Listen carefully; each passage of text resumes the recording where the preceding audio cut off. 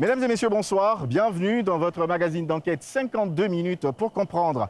Ce soir, je vais vous faire découvrir un métier souvent méconnu et peu apprécié, celui de commissaire de justice, anciennement appelé huissier de justice et commissaire-priseur judiciaire. Quand ils frappent à votre porte, c'est généralement mauvais signe. Alors, quels sont leurs rôles et missions? Quelles relations entretiennent-ils avec les justiciables? À quelles difficultés sont-ils confrontés dans l'exercice de leur profession? En fin d'émission, nous serons en compagnie de Maître Cissé Yao Jules. Il est le président de la Chambre nationale des commissaires de justice et c'est lui qui répondra à toutes nos questions. Je vous invite à présent à suivre cette immersion dans le quotidien des commissaires de justice, un document inédit réalisé par les équipes de Soprod.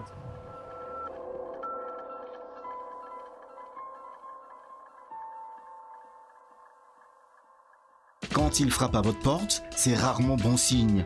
Indispensable dans certaines procédures judiciaires, l'huissier de justice est le seul à avoir le pouvoir de délivrer les convocations judiciaires et exécuter les décisions de tribunaux comme le recouvrement ou les expulsions judiciaires.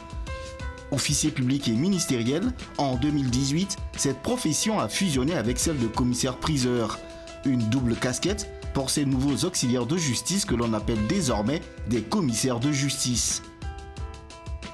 8h30, commune de Cocody. Maître Ndri, huissier de justice depuis une trentaine d'années, reçoit le représentant d'une propriétaire dont les locataires ne paient plus le loyer depuis 3 ans. Comment ça va? Ça va bien, merci, et chez vous? Ça va. Tu as informé la vieille qu'on a obtenu l'ordonnance d'ouverture de porte? Oui, elle était informée, tout et tout. Tu lui as donné copie? Oui, elle a reçu la copie. Un locataire qui refuse de payer le loyer depuis 3 ans et qui reste introuvable. Ce n'est pas une mince affaire. Et pour cause, les procédures judiciaires sont longues pour tenter d'obtenir justice. Le préjudice pour le propriétaire s'élève à 9 millions de francs CFA. Après plus d'1 an de procédure, ce commissaire de justice a enfin obtenu l'autorisation d'ouverture des portes de la maison. C'est difficile avec les locataires parce que ils prennent la maison pour payer, c'est difficile, je sais pas, on va et vient, il te fait des va-et-vient. Autant bon, il dit non, je suis un responsable, je suis comme ceci, je suis comme cela, il t'envoie même à sa société, tu vas passer presque toute la journée, rien, c'est en vain. Il nous fait des faux chèques, on va, on revient. Donc du coup, ça a mis du temps. Depuis plusieurs années, il est là, il ne paye pas la maison. Plusieurs années, c'est combien d'années? 3 ans, il ne paye pas la maison, il est là. On ne sait pas. C'est une villa qui a été fermée depuis longtemps. Les habitants ne sont plus là. Et on a signifié tous les actes à parquet. On a pu obtenir la décision du tribunal. Et quand c'est comme ça, on ne peut pas aller ouvrir avec la décision du tribunal.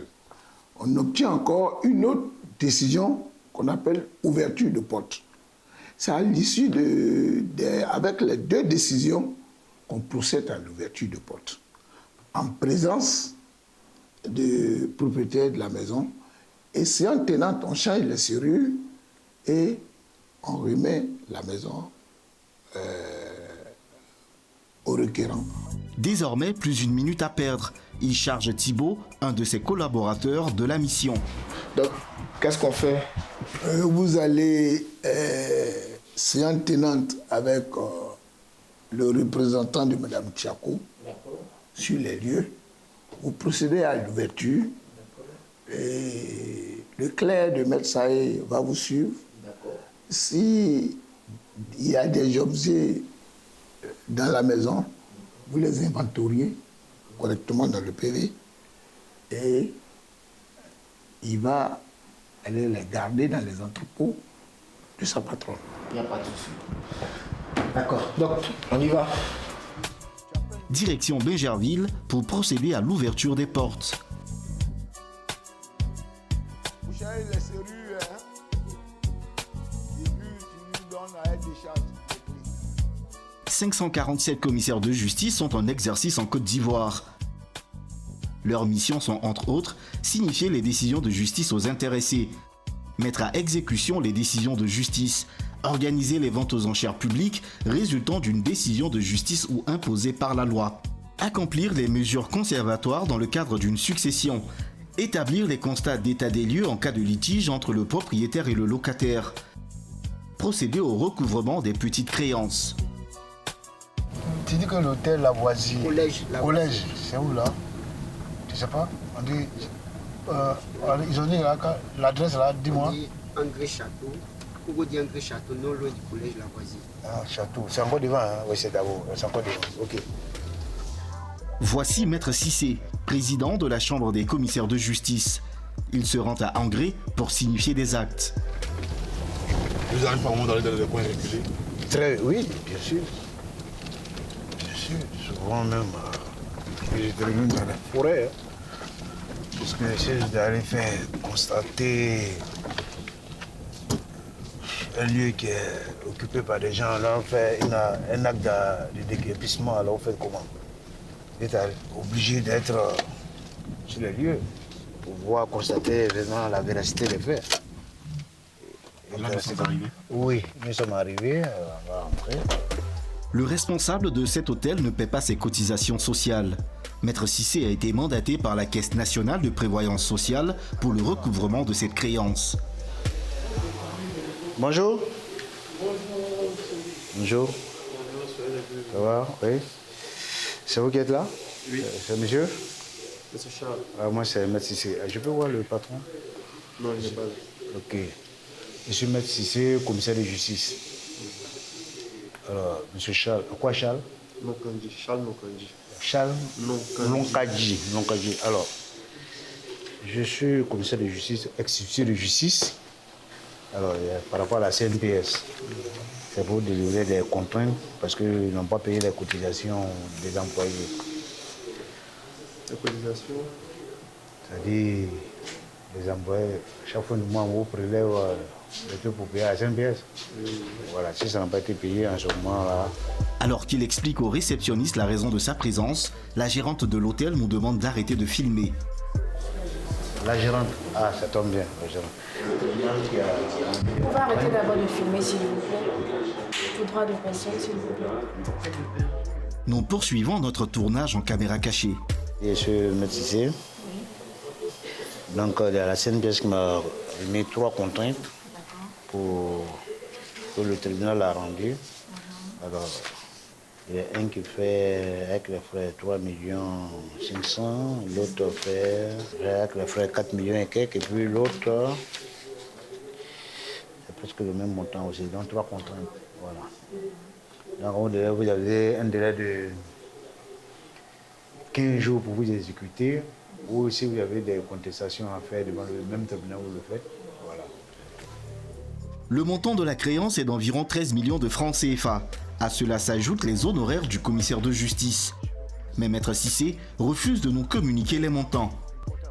Pour régler la situation, un délai de 15 jours est accordé à la gérante. Passé ce délai, elle risque une saisie de ses biens. Comment ça s'est passé l'entretien avec L'entretien, bon, elle reconnaît qu'effectivement l'hôtel n'a pas payé ses cotisations à la CNPS et qu'effectivement la CNPS a fait des mises en demeure, ils ne sont pas exécutés. Donc je vais leur délivrer les contraintes qui ont été rendues par le tribunal. Et puis comme je leur ai dit qu'ils ont un délai pour s'exécuter, passer ce délai, etc. En principe, la décision est revêtue de la formule exécutoire. Je pourrais, d'ici demain, ou quoi, je peux venir faire des saisies, des mesures conservatoires, s'il y a lieu. Comme quoi je peux attendre puisque le procès n'est pas totalement terminé.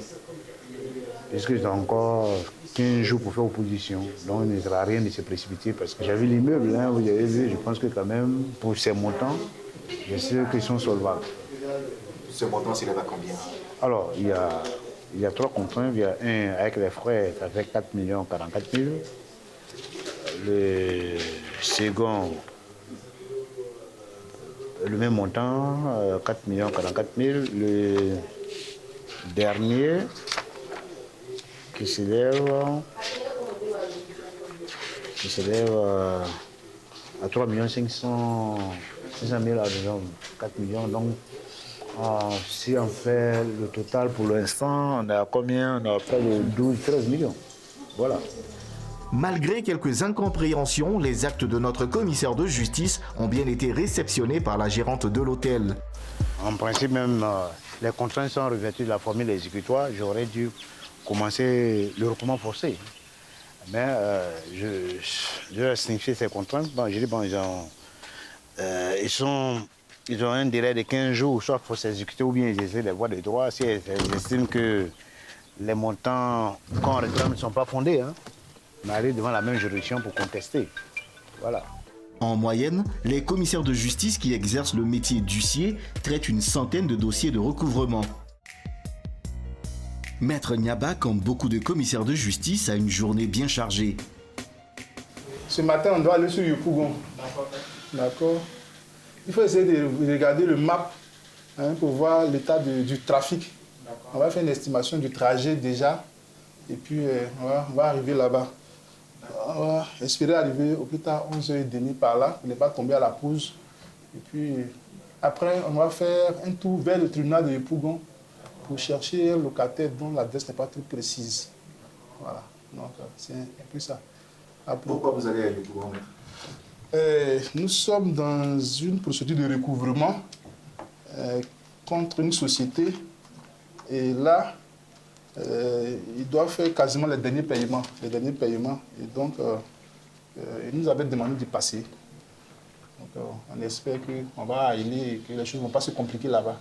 Voilà. Il faut toujours faire la course après les gens pour leur rappeler qu'ils doivent de l'argent. Tout à fait. Dans ce cas de métier-là, vous savez, personne n'a envie de payer. Hein. Chacun a toujours des priorités. Voilà. Entre la gestion courante de son entreprise, des choix à faire, souvent c'est quand il y a la pression du commissaire de justice qui s'exécute. Voilà. Mais c'est un dossier dans lequel on va avec assez de tact, parce que notre requérant veut sauvegarder la relation commerciale avec son débiteur. Donc on va à son rythme. Voilà. Mais en tout état de cause, si la situation exige qu'on fasse un peu de forcing, en nous appuyant bien entendu sur la loi, on le fera. Hein. Une saisie est déjà pratiquée, donc je pense qu'ils n'ont pas trop le choix de se soumettre. 8 clercs travaillent à ses côtés. Ce sont des assistants qui assurent le suivi administratif et financier des dossiers. On va aller à 3. D'accord, merci. Thio, Philippe et toi. Hein? Okay. Donc, qui se prépare? Okay. Pourquoi vous y allez à 3? Bon, c'est des clercs, hein? C'est des clercs assermentés, c'est sûr. Mais la formation, c'est quasiment sur le terrain. Okay? On apprécie bien les réflexes de nos collaborateurs étant sur le terrain. Donc, généralement, je préfère aller avec 2 ou 3, si c'est pas trop. Leur formation? Leur formation, tout à fait. Tout à fait. La formation pratique. On apprend tous les jours à notre corps de métier. On apprend tous les jours. Donc, il faut qu'ils apprennent à aborder des requérants, qu'ils apprennent à aborder n'importe quel justiciable. Okay. Donc, souvent, en regardant notre tempérament, notre manière d'aborder les problèmes avec eux, s'il y a des difficultés, comment on les relève, tout ça, ça inspire. Donc, quand j'ai l'occasion, je vais au moins 2 ou 3 clics. Maintenant, souvent dans des situations confortables. Hein. Donc, quand il y a 2 garçons autour de toi, au moins, ça tranquillise. Cette situation inconfortable, comment? Ah oui, il arrive qu'on nous pourchasse avec des pilons de foutou. Voilà. Ça arrive très souvent qu'on nous pourchasse. Mais nous sommes les juristes de proximité par excellence. Et donc, on essaie d'expliquer des choses aux gens. Qui n'ont pas bien compris, c'est difficile. Mais quand ils comprennent, les choses vont bien. Direction Yopougon. Première destination, une entreprise dans laquelle Maître Niaba doit récupérer un chèque pour le compte d'un client. Maître, là, nous sommes où? C'est une société de construction métallique qui est débitrice. Donc, on a un rendez-vous pour qu'il puisse honorer un échéancier. Bonjour, monsieur. Je suis Maître Niaba, commissaire de justice. Je vais voir monsieur Bakayoko, le responsable de la société.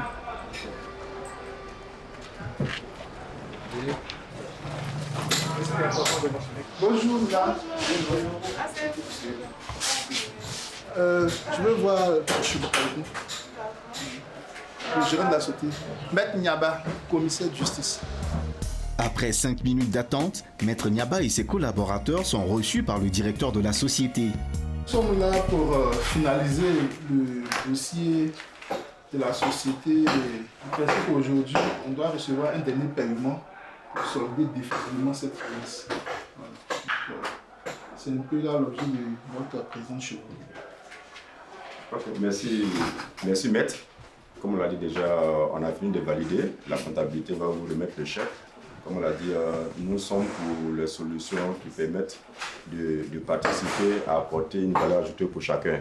Et on a appris un enseignement pour dire qu'il faut que nous prenions les dispositions pour que les clients qui payent une avance, ils aient la capacité de pouvoir payer le solde. Pour ne pas qu'on se trouve dans des cas où il a payé une partie, il ne peut pas payer le solde et puis ça, on tombe en contentieux. Donc vraiment, déjà, notre chèque est prêt, donc vous donnez ça à la comptabilité. Et nous aussi, on va prendre les dispositions pour qu'on puisse assurer que les clients qui commandent aient aussi la capacité de pouvoir payer les soldes pour ne pas qu'on ait des dossiers vraiment inachevés avec nos partenaires. Vous recevez un commissaire de justice dans vos bureaux, pourquoi? Nous avons un client qui a passé une commande de machines. Nous sommes équipementiers, nous portons des machines. Dans nos conditions de paiement, il faut payer 50% de la commande. Et quand on finit la fabrication, tu payes le solde et on te livre. Et on a eu un client qui a passé la commande, il a payé les 50%. Quand nous avons fini la machine, il était dans l'incapacité de pouvoir payer les 50% restants. Donc, il a voulu qu'on lui restitue l'avance qu'il a payée. Nous, on avait déjà fait les machines.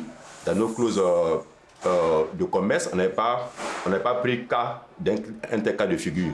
Donc après, on a décidé, quand le maître est arrivé, ils ont vraiment posé le cas. On dit, bon, dans ce cas, avec les décisions qu'ils avaient, on va vraiment faire le remboursement de l'avance.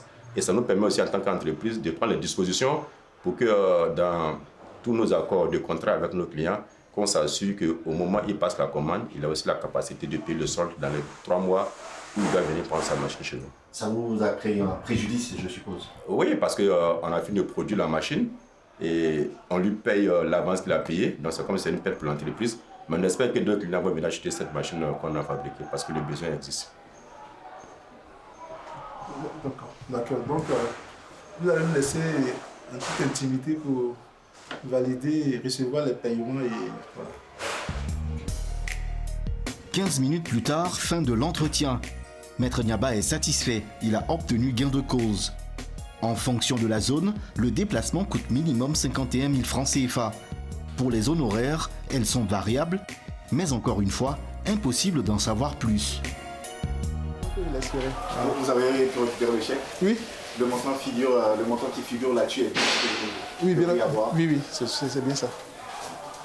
Et c'est quoi la suite de votre programme? Bon, là, je dois aller identifier un locataire à qui on doit donner une lettre de demande de résiliation des bails. Donc, on va faire un tour du côté de Yopougon vers le palais de justice. Voilà. Désormais, il part à la recherche d'un locataire qui ne paie pas ses loyers depuis 16 mois. L'huissier de justice se transforme en enquêteur. C'est assez difficile parfois de retrouver des endroits. Oui, c'est vraiment difficile. Ce d'autant plus que l'adressage à Abidjan est vraiment dépassé. Heureusement qu'il y a, comme je l'ai dit, là, il y a un programme gouvernemental qui est en train de travailler dessus. Ce sera vraiment un voeu de soulagement pour tout le monde. Parce que figurez-vous que des sociétés qui ont des registres de commerce, les adresses données là, c'est pas flou, c'est pas précis. C'est pas précis. Donc, on espère qu'on va retrouver l'endroit en comptant évidemment sur la collaboration des résidents ou bien des personnes du voisinage. Kaka. Bonjour papa, bonjour maman. Bonjour. Pardon, nous cherchons la maison 8256.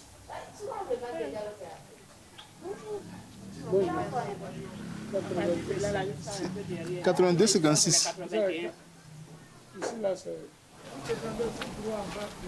D'accord, merci papa. Bon, là, on a eu la chance. Il y a un vieux qui nous a demandé de descendre dans le quartier là-bas. Peut-être qu'on va trouver. Maison après maison, Maître Niaba et son équipe investissent le quartier. Les gens ont descotché les numéros sur les cartes de porte, donc c'est un peu compliqué. Mais comme on est 4, il y a 3 collaborateurs, je pense que ça ne va pas tarder, on va retrouver. Après plus d'1 heure de recherche, Maître Niaba décide d'abandonner les recherches. Pour devenir commissaire de justice, il faut être titulaire d'une maîtrise ou d'un master en droit, être admis à un concours professionnel, puis effectuer un stage pratique de 2 ans dans un cabinet de commissaire de justice. Les clercs assermentés, les anciens magistrats, les anciens commissaires-priseurs et huissiers de justice peuvent être nommés directement commissaires de justice par le ministre de la Justice sans avoir à subir le concours professionnel.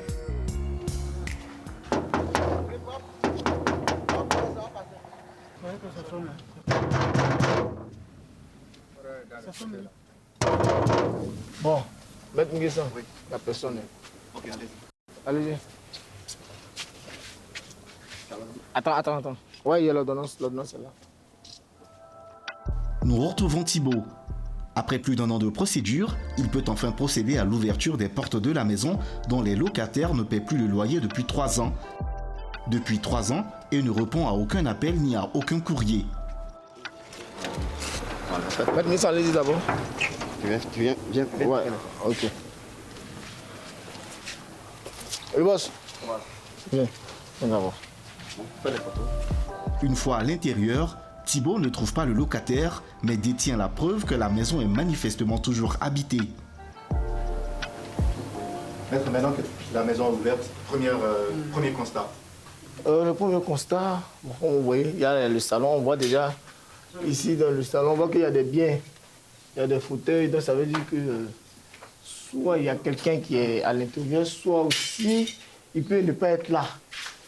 Donc nous on a déjà l'ouverture de porte. On va faire appel maintenant à Maître Saïd, commissaire de justice aussi, qui va récupérer les biens pour les garder. Voilà. En pleine interview, Thibault reçoit l'appel de Maître Ndri qui veut avoir le point de la situation. On a procédé à l'ouverture, mais là dans la fenêtre, je vois qu'il y a des fauteuils à l'intérieur, il y a des fauteuils, il y a des biens. En tout cas, il y a une télé. Donc je pense que même dans les chambres. Donc si on pouvait appeler Maître Saïd n'a qu'à venir. Ouais, même s'il peut venir un camion maintenant, parce qu'il n'y a personne. Ok, donc. Oui, il est là.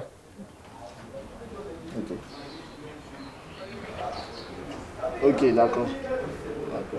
Il y a des biens dans la maison. La maison est habitée. Certainement, il y a quelqu'un qui peut-être dort, le matin sort tôt, et puis peut-être rentre tard. La maison est habitée. C'est ce que les indices vous démontrent? Oui.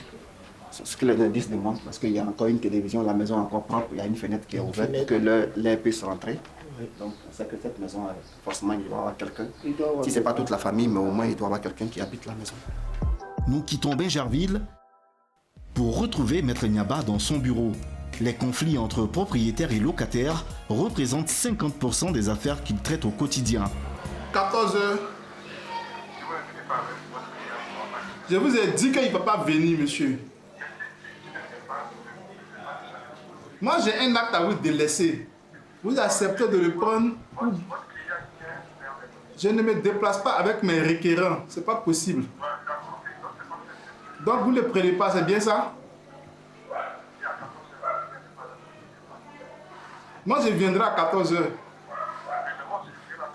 Ok, donc c'est pas à 14 heures. Je ne peux pas vous garantir que je viens avec. Comment? À 14 heures, je serai là. D'accord, moi je serai là à 14 heures pour vous remettre ça, monsieur. Oui, on va apprécier ensemble. Merci. Alors, maître, qui est-ce que vous avez appelé? Bon, j'ai appelé le représentant d'une bailleresse. Donc, celui qui gère le patrimoine de cette bailleresse-là. Ma foi, ils ont pris de l'argent qui représente des cautions et puis des mois d'avance avec un potentiel locataire. Et la maison n'a pas été réhabilitée, n'est pas en l'état d'être habitée. Et donc, le conseil avocat de ce locataire-là a fait une sommation, un exploit de sommation d'avoir exécuté les travaux que j'attends de laisser au représentant en question et puis à sa société immobilière notamment. Mais depuis là, il fait des difficultés. Il souhaite que le requérant m'accompagne, ce qui n'est pas possible. Et pourquoi? Dans la pratique, c'est difficile pour un commissaire de justice de se déplacer avec son requérant. Imaginez si c'est une société. ou bien un conseil d'administration qui vous mandate pour faire une action que vous devez transporter tous ces gens-là. De plus, la situation de communication est déjà entamée entre les parties. Donc, la présence de la personne qui t'envoie peut faire dégénérer la situation, de sorte qu'il est quasiment impossible de partir. Le locataire a signé un bail et réglé 5 mois de loyer et des frais annexes, soit plus de 4 millions de francs CFA. Malgré tout, il ne peut toujours pas habiter cette maison. Et pour cause, c'est une fenêtre où il n'y a pas de auvent, de sorte que l'eau rentre immédiatement dans la maison. Ok? Les traces d'humidité, là on perçoit bien l'absence des auvents, oui, là il est totalement défaillant. Ça c'est une salle d'eau où il n'y a pas de robinetterie. On continue encore. Vous voyez les prises d'électricité qui sont abandonnées. Vous voyez la moisissure le long du support carreau là. On continue encore. Vous voyez dans quel état est la douche. Les toilettes également. Bon, ça, c'est pas habitable. Là, il n'y a pas de vitre totalement. Il y a la baie vitrée qui est cassée. Il y a un trou béant qu'on constate dans l'appartement. On continue. Vous voyez que le câblage électrique, la boîte elle est totalement ouverte. On ne sait pas ce qui s'est passé dedans. Vous voyez la serpillère que vous voyez, la maison est inondée d'eau. Ça, c'est des WC. Et imaginez-vous que c'est une maison dite de haut standing où le loyer avoisine les 800 000 francs CFA. Donc, la maison n'est pas habitable. Maître Niaba se rend à la maison pour rencontrer le représentant du propriétaire.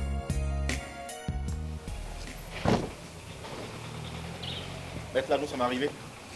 Oui, nous sommes arrivés dans la maison en question. Donc, nous allons attendre le représentant du bailleur pour lui servir notre acte. On avait dit 14h, il est 14h16. On continue de patienter un peu. Voilà. En attendant son arrivée, Maître Niaba accumule encore des preuves. Le compteur, il est où? Ça ne s'allume pas. D'accord. Y a-t-il d'autres soucis? Oui. Mon requérant m'avait dit que le bailleur avait fait couper l'électricité dans la maison. Et donc, nous allons faire constater cette situation également. On va dresser PV de ça, indépendamment de l'acte qu'on est venu servir. Okay. Et l'eau, c'est rétabli? L'eau? On appelle ça façon. Mais actuellement, là, l'eau sort tout dans la cuisine. L'eau, la chambre, sont tout. D'accord. Dans le travail d'un commissaire de justice, les éléments de preuve sont déterminants. Pour s'assurer que la maison est privée d'électricité, il faut vérifier le compteur. Prendre des photos et des notes s'impose. Tu as noté? Oui. Tu as noté. Et c'est depuis combien de temps? Ça veut dire une semaine. Depuis une semaine. C'est important pour vous d'avoir toutes ces mentions-là? Oui, bien sûr. On ne fait que reprendre ce que les témoins et sachants nous disent. Donc, il faut qu'on ait le plus de détails possible pour communiquer, pour faire transcrire ça dans le PV. Après 40 minutes d'attente, le représentant du bailleur arrive enfin. L'homme est plutôt nerveux. Nous filmons discrètement. Maître, il est où, le Lucien?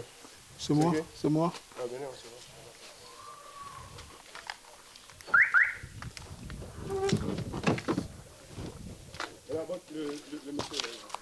Je vous ai dit qu'il n'allait pas venir. Bon, quand sera là, donc vous ne récupérez pas l'acte parce qu'il n'est pas là. Quand sera là, mais c'est... Qui est là présentement, dans la maison? Donne-moi un stylo, s'il te plaît. Vous l'appelez, vous mettez le haut-parleur. Nous, je me suis dit, il faut qu'il soit là. Non. Des bandes de voyous comme ça. Des bandes de voyous comme ça. Tu habites maintenant, tu ne savais pas si on peut le dégager sur la tête. Bon, parfois, le requis avec qui on avait rendez-vous est arrivé. Voilà, il faut filmer. Il a dit que tant que le requérant n'est pas là, il ne prend pas l'acte. Voilà. Et donc, on n'a pas autre choix que de faire les diligences sur l'acte en question et puis faire suivre là où il faut. Est-ce que c'est son droit? Oui, bien sûr, il n'est pas obligé de recevoir l'acte, mais c'est l'argument qu'il a soulevé qui ne nous convient pas. Mais ce n'est pas à nous d'apprécier. L'argument, c'est lequel? Et il veut absolument que mon requérant soit présent. Et manifestement, ce n'est pas possible. c'est pas possible. S'il pouvait être là, il ne m'aurait pas envoyé. C'est un peu ça, la délicatesse de notre mission également. Voilà. Pour une situation pareille, qu'est-ce qui vous reste à faire? Non, je fais la diligence, c'est-à-dire je relate exactement ce qu'il a dit. On envoie, ils n'ont pas de boîte postale, donc on fera à parquet, on va signifier à parquet. Voilà. Si vous avez une boîte postale, on allait faire la signification à mairie et puis faire une lettre recommandée à l'adresse postale. Mais qui n'en ont pas, on fera à parquet. Voilà. Je vous remets ça. Montez en partie. Malgré le refus du représentant du bailleur de récupérer l'acte, la procédure va suivre son cours. Retour à Bingerville, Thibault a décidé de saisir les biens du locataire. Mauvais payeur depuis 3 ans. Alors, place à l'inventaire. C'est-à-dire matelas, effet vestimentaire. L'effet vestimentaire, là, tu globes une natte de 3 places. Tu mets ici un ventilateur, tu mets la marque, voilà, couleur noire, et voilà, tu mets une valise. Puis tu mets aussi la télévision. Voilà. Tu as pris photo d'ici, à l'intérieur ici. Tu prends photo à l'intérieur là. Pourquoi vous êtes obligé de noter tout ce que vous avez découvert ici? Bon, nous sommes obligés de les noter parce que la personne elle-même n'est pas là. Nous n'avons pas trouvé ceux mêmes qui habitent la maison. Donc, c'est nous qui devrons procéder à l'expulsion. Donc, nous devrons prendre soin d'énumérer élément par élément tout ce que nous avons trouvé. Voilà. Quel que soit le temps que ça vous prendra. Quel que soit le temps que ça va prendre, malheureusement, nous sommes tenus d'énumérer, voilà, élément par élément. Et ça va vous servir à quoi, tout ce que vous énumérez? Tous ces éléments, bon, ça va d'abord nous servir, c'est ce que nous avons constaté, c'est ce que nous avons trouvé. Donc, ce que nous avons trouvé comme affaire dans l'appartement, dans la villa, c'est ce que nous énumérons. Parce qu'après, la personne à qui appartient ces affaires viendront pour les rechercher. Cette personne-là, pardon, viendra prendre ses affaires. Donc, quand elle sera amenée à venir prendre ses affaires, forcément, elle dira, il y a tel effet, peut-être qui était dans la maison, qui n'est pas là. Donc, nous, au vu de ce que nous avons trouvé ici, avec les photos que nous avons faites, nous pouvons les comparer pour dire non. Nous, quand nous sommes arrivés, voici ce que nous avions eu comme élément. Au cas où la personne affirme avoir perdu des éléments. Au cas où, oui, la personne affirme avoir perdu des éléments. Donc, voilà, avec les photos que nous avons à faire et les éléments que nous avons listés, nous pouvons les sortir pour dire non. Quand nous avons eu accès à la maison, voici les éléments que nous avions eu. Voilà, donc, c'est pourquoi il est important de lister tout ce que nous avons trouvé comme éléments dans la maison. La maison est ensuite vidée de son contenu. Matelas, meubles, documents, électroménagers, tout est emporté. Maître, l'ouverture de porte est, on va dire, le niveau extrême. Comment est-ce qu'on peut se débrouiller pour ne pas en arriver là? Tout dépend du locataire. Parce que quand il y a une décision qui vous expulse, on vous signifie la décision. On peut dire ça, c'est la partie amiable. Donc, on vous dit que vous-même, vous pouvez procéder à votre expulsion volontaire. Voilà. Donc, c'est quand la personne refuse de s'exécuter volontairement que nous arrivons à cette situation, donc à ce cas de figure. Ça veut dire que les populations ne doivent pas refuser, par exemple, de prendre des actes que vous leur signifiez? En principe, c'est une méconnaissance pour la population de refuser peut-être des actes d'huissier. Parce que si tu refuses, comment tu peux connaître le contenu de l'acte pour que tu puisses organiser peut-être ton droit de défense? Il faut réceptionner. Et même si tu estimes que ton droit est lésé, tu réceptionnes, c'est quand tu vas réceptionner que tu sauras ce qu'on te reproche ou bien qu'est-ce que le contenu dit. En fonction de ça, tu as aussi ton droit de recours. Parce que si le locataire refuse de prendre l'acte, le locataire s'expose à ce genre de situation. Parce que tu ne sais pas qu'est-ce qui se passe. Le propriétaire qui a sa maison, lui, c'est une décision que le propriétaire a. Donc, lui veut forcément rentrer en possession de son bien. Donc, il est tenu de mettre tout en œuvre afin de pouvoir entrer en possession de son bien. On ne demande plus la volonté du locataire. Parce qu'on arrive, le locataire, qu'il soit là ou qu'il ne soit pas là, une fois que nous avons l'ordonnance qui nous permet d'ouvrir les portes, eh bien, le locataire n'a plus de volonté, malheureusement. Voilà, qu'il soit là, qu'il ne soit pas là, une fois qu'on trouve les portes fermées, avec l'ordonnance d'ouverture des portes, nous sommes amenés à ouvrir les portes et à procéder à son expulsion, même à son absence, comme ce qui a été fait, malheureusement. Ce sont des situations qu'on déplore parce que ce sont des cas extrêmes. Parce que quand on vient, on a accès à à votre maison, on est obligé de mettre la main même dans vos affaires les plus intimes.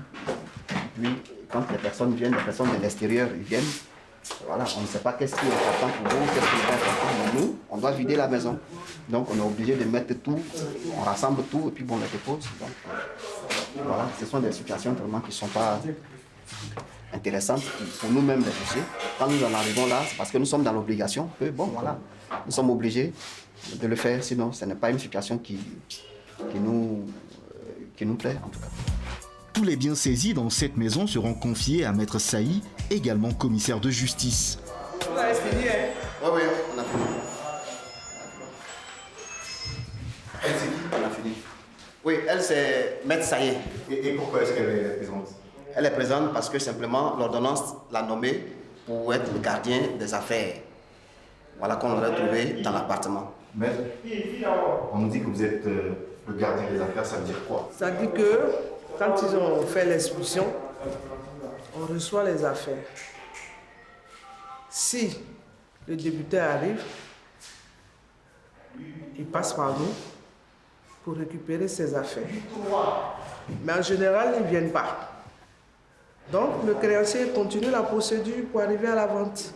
Quelle est la procédure à suivre pour récupérer les affaires? Puisqu'on a déjà tous les papiers, on lui montre qu'on a été nommé séquestre, gardien, dans le dossier, qu'il doit payer une certaine somme.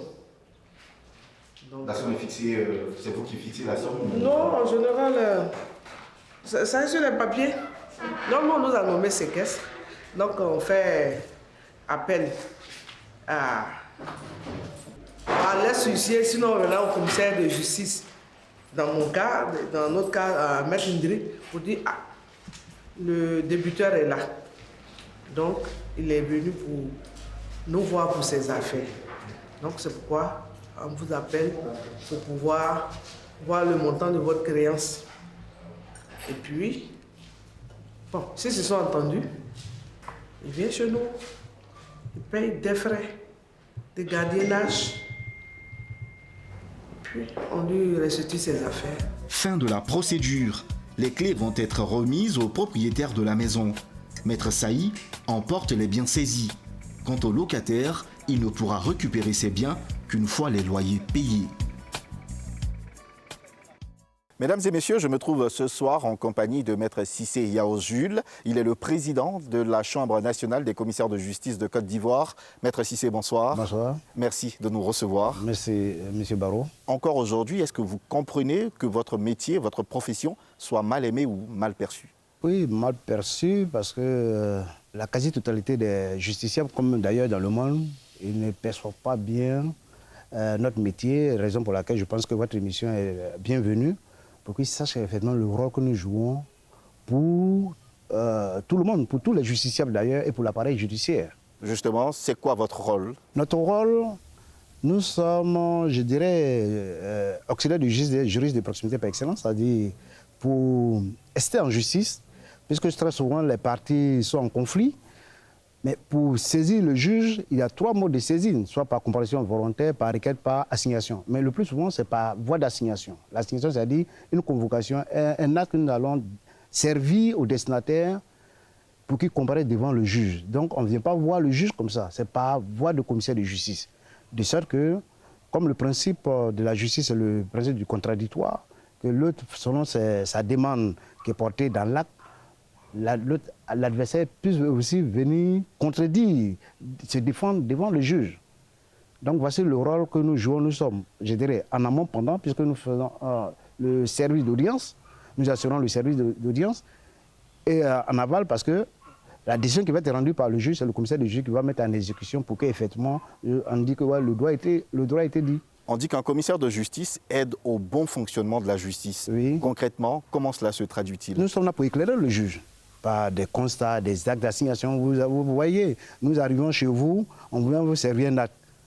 Mais comme on est souvent mal reçu, mal perçu, parce que le justiciable, dès qu'il voit le commissaire de justice, il pense que c'est celui qui vient avec de mauvaises nouvelles. Justement, quand on voit un commissaire de justice toquer à une porte, on se dit forcément que ce n'est pas bon. Effectivement. Donc, les mentions que nous allons mettre, puisque nos actes font foi jusqu'à l'inscription de faux, le juge estime que c'est vrai. Parce qu'on vous a vu, mais vous avez refusé de signer. Nous sommes son premier collaborateur. Ça peut être des constatations purement matérielles que nous le faisons et que le justiciable qui est bénéficiaire de ce constat, il va, parce que comme vous allez à l'an, je vous dis que cela m'a fait savoir, il faut apporter la preuve. La preuve, c'est le commissaire de justice qui établit la preuve devant les tribunaux, devant les juridictions, je veux dire.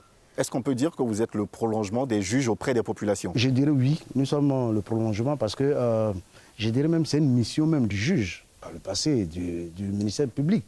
Dites-nous, quelles sont les qualités qu'il faut avoir pour être commissaire de justice? Alors, je pense que pour un commissaire de justice, il doit être un bon juriste. Très bon juriste, il doit avoir un esprit éveillé, de sorte que devant n'importe quelle situation, il puisse trouver le plus rapidement des solutions.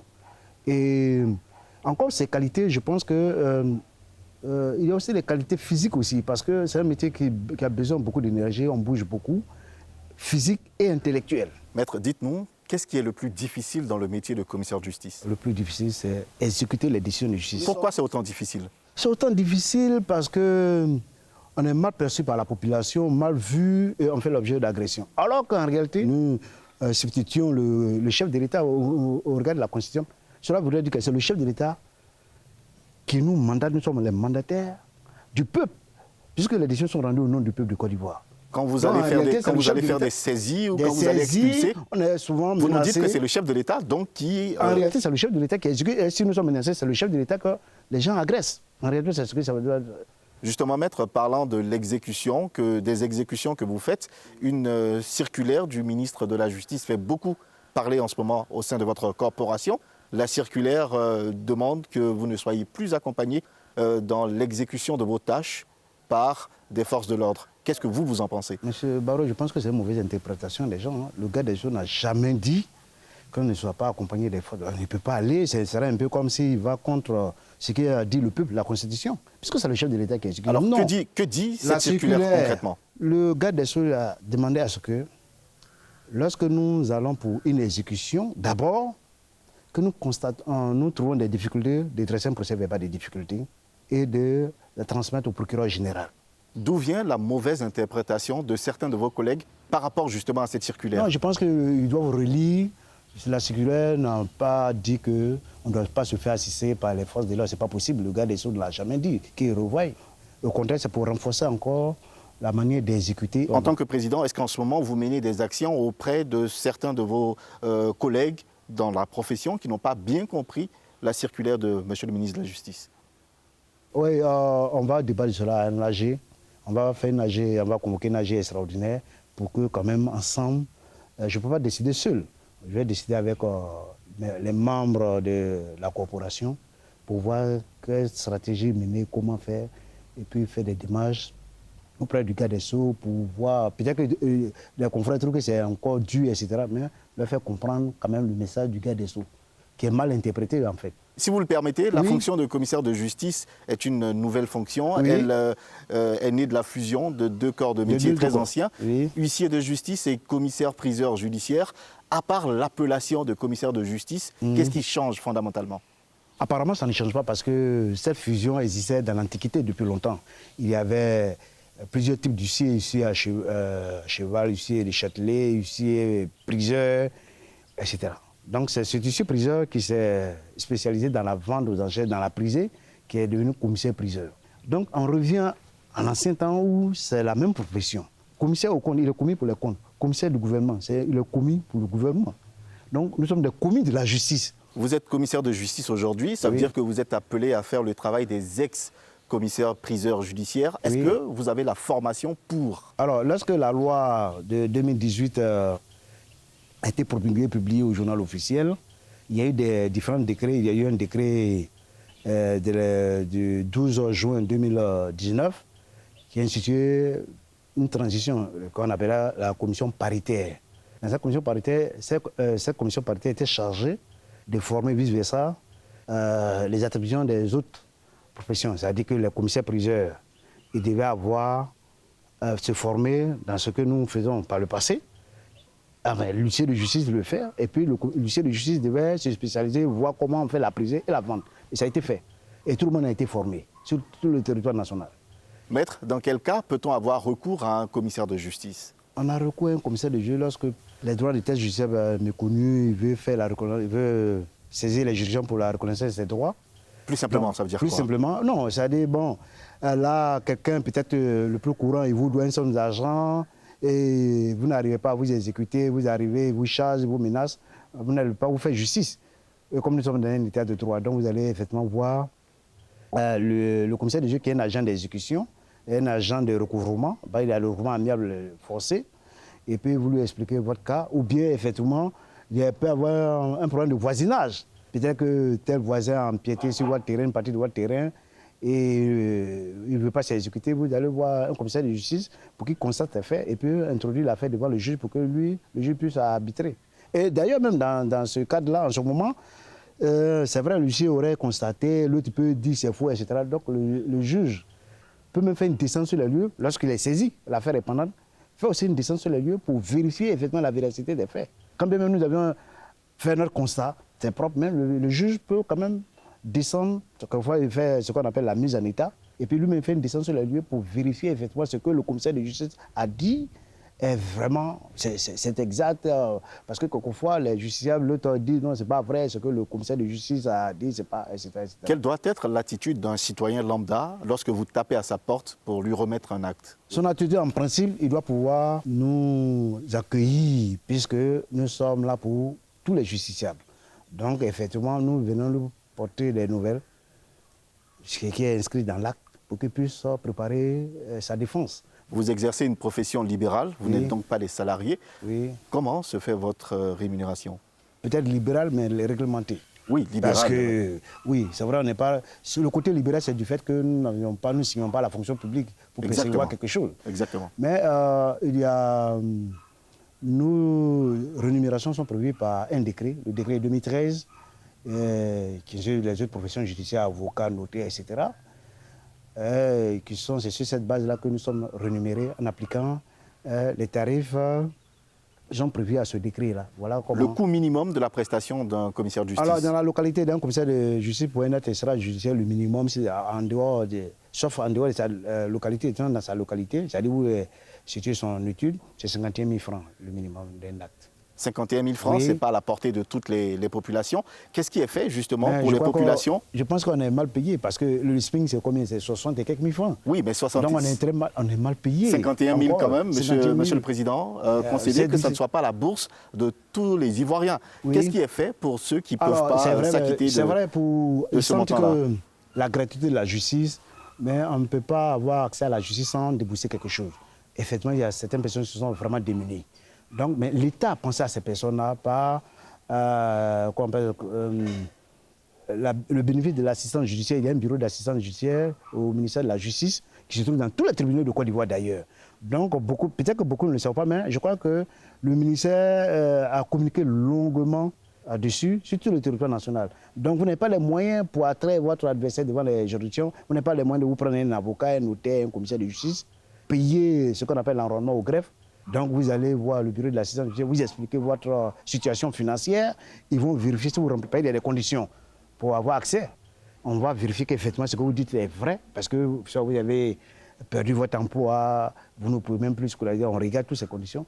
On vous accorde l'assistance judiciaire. Et là, donc vous avez droit à un commissaire de justice gratuitement, un avocat qui va plaider pour vous gratuitement. Président, vu que ce sont vos clients, vos requérants qui vous payent, qui vous rémunèrent, est-ce qu'il n'y a pas de risque de manipulation des différentes preuves que vous collectez en leur faveur? Alors, d'ailleurs, nous n'avons pas de clients, nous avons des requérants.